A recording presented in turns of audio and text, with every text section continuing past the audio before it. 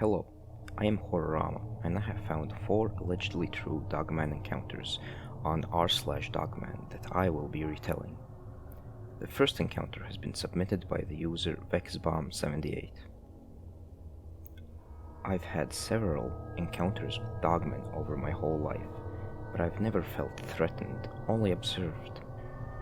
It started when I used to play in an old phone booth at my aunt's house as a toddler, and told my mom that while I was inside I went somewhere to visit puppy people. This is definitely where the encounters started, although I can't say how, as I have no memory of what I did while inside the phone booth. It was an old wooden thing, like you find at the back of a bar or something. I later found out it was from an old Chicago train station that got torn down. So the first encounter I can recall was in 1985 or 86. I was around 7 or 8. It was summertime, late in the day, so around dusk, not full daylight, but not dark out yet. I was in the front yard, playing catch with my cousin, and the ball went past me and down the side of the house into the back. The yard was surrounded by a chain-link fence that separated the yard from an old overgrown alley that was used as a road at one time. When I went to retrieve the ball, I noticed some rustling in the bush. I'm thinking it was a cat or squirrel or something. As I got closer, I noticed something moving very close to the fence. I thought it was a man at first. It was as big as a man, but covered in brownish fur. From what I could see, its head was canine, snout, ears, etc., but it had human-like hands. I couldn't really see the lower half of the body due to the weeds and grass. It appeared to be injured in some way. The way it was moving, it was using the fence to drag its way down the alley, hand over hand, just pulling itself. I stood and watched for what seemed like a long time, but in reality it was probably only a minute or two, before running up to get my cousin. I told him I'd seen a monster in the alley. We excitedly talked about it before getting up the courage to head back and look. By the time we got back there, it was gone, leaving no trace other than the smashed down grass. I didn't think about it again for a long time. Flash forward to sophomore year of high school, so 1994. I'm 16. I get home and head to my bedroom for a nap. I was meeting some friends back at the school later to see a football game or something like that. So I wake up and it's dark in my room. The only light is coming from the hallway because my door is open several inches. As my eyes adjust, I realize I'm not alone. There are 4 or 5 of these creatures in my room, watching me. They are all 6 feet or taller, covered in dark hair, with canine facial features. Just watching. They don't move toward me. They don't communicate, nothing. I think to myself, I must be dreaming. I lay there for a bit, squeezing my eyes closed, and when I reopen them, the creatures are gone.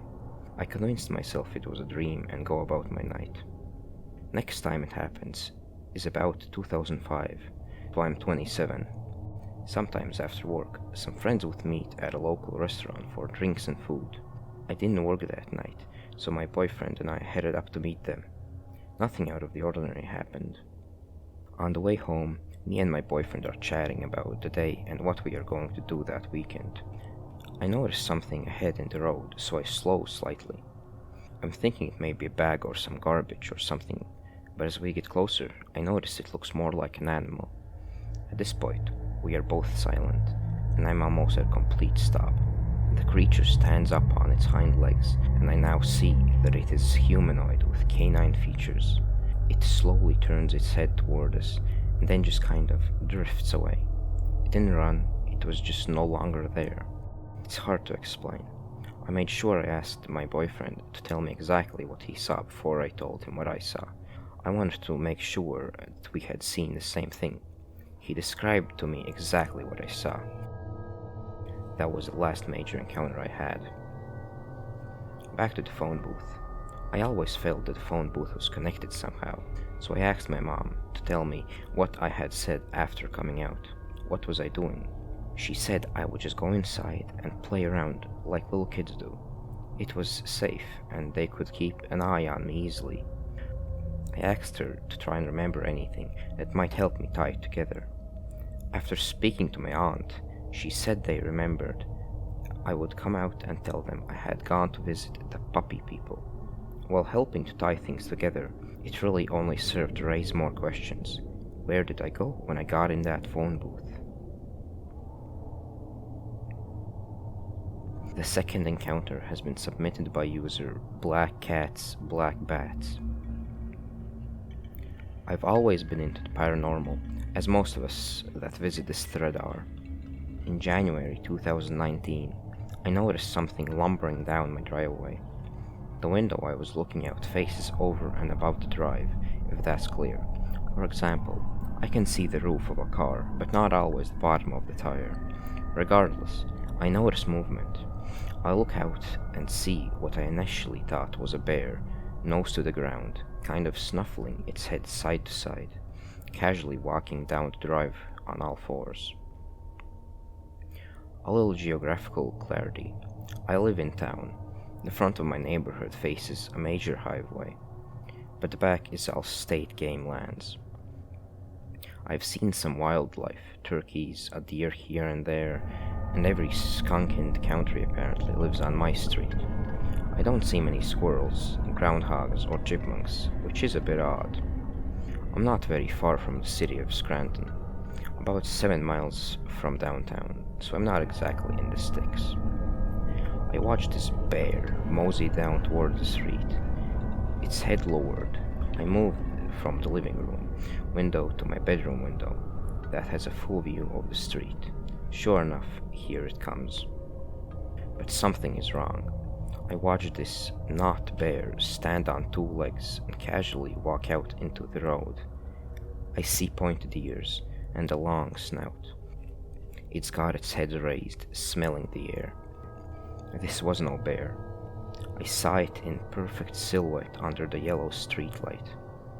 It was either dark gray or black. The yellow light threw off the true color. It stood without effort, looked like one fluid movement. It then walked across the road, casual as you please, and kind of hunkered down in some scrub bush.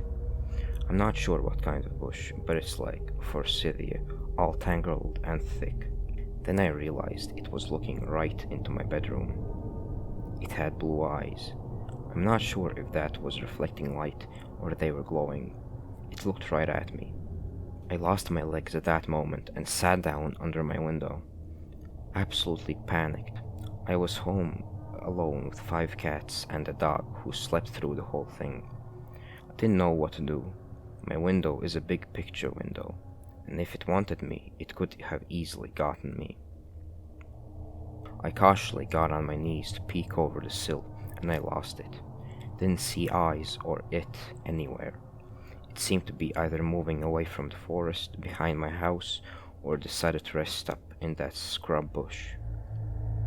What I saw under the streetlight is as follows: darkish fur, high pointed ears, long muzzle. I never saw teeth or if it had a tail. It had hands with long claws that hung kind of limp wrist. If they were fully extended, they would hang below the knee. It walked digitigrade on dog legs.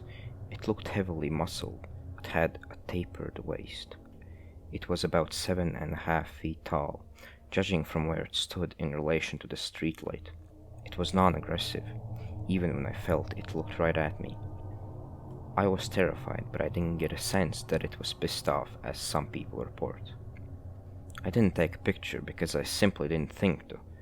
I was in a fair amount of shock, and I'm sure I'll eat shit for this, but sometimes your phone is the absolute last thing on your mind. The next day I called Wick Condiff of Dogman Encounters Radio. His advice was solid, and I try and remember it when I have to go out at night. There have been some odd sounds, such as tapping at my window. I can hear scratching over the siding. I don't see that many animals around the neighborhood. There used to be around 7 stray cats I fed, all gone. Once the weather broke, it's been quiet. I installed motion lights and bought 2 game cameras. I'm hoping they are, in a sense, like Sasquatch. They would avoid game cams. I don't ever want to see this thing again. Those of you who want to see one, pray you'd never do. My encounter was non-aggressive. I can't imagine having to deal with this thing pissed off. I still can't sleep full night, and every sound scares the hell out of me after dark. I live alone, and the 357 I own would probably just ruffle its fur. Be careful out there. You never know what's out there waiting.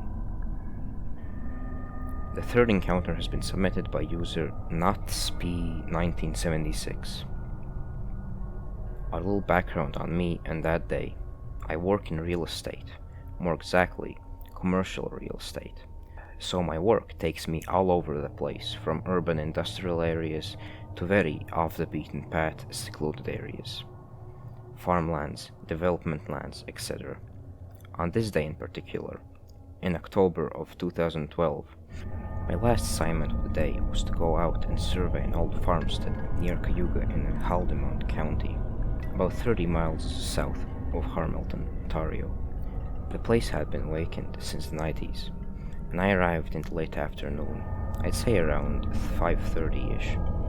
The place was the last one on a dead-end country road and couldn't be seen from the road. I went up the long driveway and proceeded to do my look over the place. There were 3 structures: the house, a garage, and a large tool shed. I walked around the front of the house, which was completely boarded up with no means of seeing inside. I proceeded around the far side, toward the other building. The shed was basically fallen completely down, but the garage was mostly still completely up. I noticed around the sideman door a lot of huge scratching, and the door was like half broken down, but still held shut by a padlock on one side, and the middle and upper hinge. The bottom part was forced inward, and the door and clapboards around it were covered with these scratches. But not like scratches a dog would leave. These scratches were huge and paralleled but spread apart, almost like fingernail scratches, and very deep, obviously put there with a lot of pressure. That's when I looked down and seen huge paw prints, but not regular, round paw prints, almost elongated a little bit. The area around this partially broken down door was covered with these paw prints. If I had to venture a guess at how wide they were, I would say at least 5 inches. I was wearing heel dress boots, and when I put my foot over the paw print, I could see the print on either side of my foot. And I wear a size 10, so I don't have tiny feet by any means. I began to get very uneasy, and that's when I recall noticing that all the sounds of the forest were gone. It was dead silent, and that is when I noticed the stench, like wet dog, urine, and feces. I mean, the whole area just smelled rotten, like a swamp. Rot and decay. This smell was strong, and very putrid. I got uneasy, like all of a sudden I knew I wasn't alone, and decided I'd seen enough, and quickly headed back to my car. That is when I heard something in the bushes, and it sounded big. It was going through the trees very quickly and hard. I got back to my car, I got in, and locked the doors. When I started my car and turned the lights on, that's when I caught eye shine in the trees ahead of me. But the eye shine was not at the level a dog's head to be. It was a lot higher. I would say 4 to 5 feet up, maybe even a little bit higher. I could not make out the shape, as it was getting on toward dusk, so there were a lot of shadows in the trees. But I thought I seen a large figure in the trees, but I could not be sure. I started to freak out a little bit, and decided it was time to go back. So I backed around right into a wet, marshy spot and kind of got my car stuck. I was more interested in watching this thing than where I was going, which was a mistake. My attention quickly went back to the car as I tried to free myself from the mud. When I looked back to where this thing was, it was gone.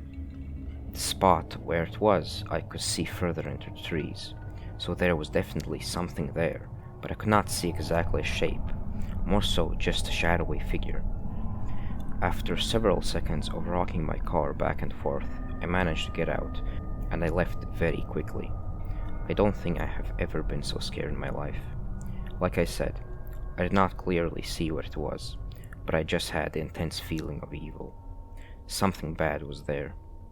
I returned to that spot about a year and a half after this incident, and the place is gone. Someone bought the property and tore it down and cut down a lot of the trees. To the best of my knowledge, nothing has been developed there. It's still just vacant land. I haven't really told anyone of this, as I don't want to be ridiculed or made fun of. A coworker said it was probably a bear I saw, but I know for a fact there are no bears this far south in Ontario, unless it's in a zoo. I had long forgotten about this until I recently saw a video on YouTube about someone's encounter with something very similar to what I described. I handled the sale of some farmland on the nearby Six Nations Indian Reservation, and the client was one of the few remaining pure-blood Indians. I'd easily put him in his 80s, if not older. I asked him about odd happenings in the area, like strange animals in that area, and sort of told him of my experience. Not in detail, just that I was on that property. He responded with a question. "You seen it, didn't you?" He went on to say there are many things that are unknown to this world, but wouldn't comment further about my experience. Only said there is good reason that particular place has sat empty and unused for decades. I had the odd nightmare of that day for about a year afterwards, and I'm still very hesitant to do surveys in areas like that. The fourth encounter has been submitted by user Jacob Howell 795. This happened a couple years ago. At the time I was 17, and me and 3 of my friends had been up to a cabin in North Carolina in the mountains. We were celebrating the end of junior year of high school. It was just us 4. First night we got there, we heard some noises from outside the cabin at about 1:30 in the morning. I did not want to look outside to see what it was. My friends did say they couldn't see anything, so I looked out and couldn't see anything either. So in the next morning, we went outside and saw some footprints. These footprints looked like something I've never seen before, and I hope to never see again. Fast forward to the night we decided to go out and have a campfire. We're 17 to 18-year-olds joking around, laughing, having fun, and enjoying the summer, when we hear a growl from the woods. The shrubbery and smaller plants around us start moving like they're in the wind, even though there's no wind. I look behind me and I see 2 amber eyes staring. I turn to my friends to ask if he's seen it too. He looks at me pale in the face and asks me, "What the hell is that thing?" I don't know what it is. All I know is that it's massive and I don't want to find out. So we run inside the cabin and tell the other people that were there what we saw. At first they don't believe us, so they look outside, and it's standing there, about 9.5 feet tall, grayish black fur, very muscular, with these massive claws and huge fangs. So they ran inside, shut the door, and we closed the blinds and tried to forget about that thing. Later that night I went up to my bed and looked outside my window, and it was out there staring directly at me. Needless to say, I didn't get any sleep that night. The next day we packed up and left, not wanting to spend another night out in those woods. This is the first time I've told anybody about this. I didn't think anybody would believe me.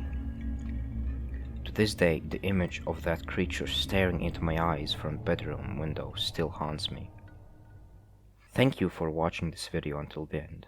If you have experienced any similar encounters, then please do post them in the comment section below.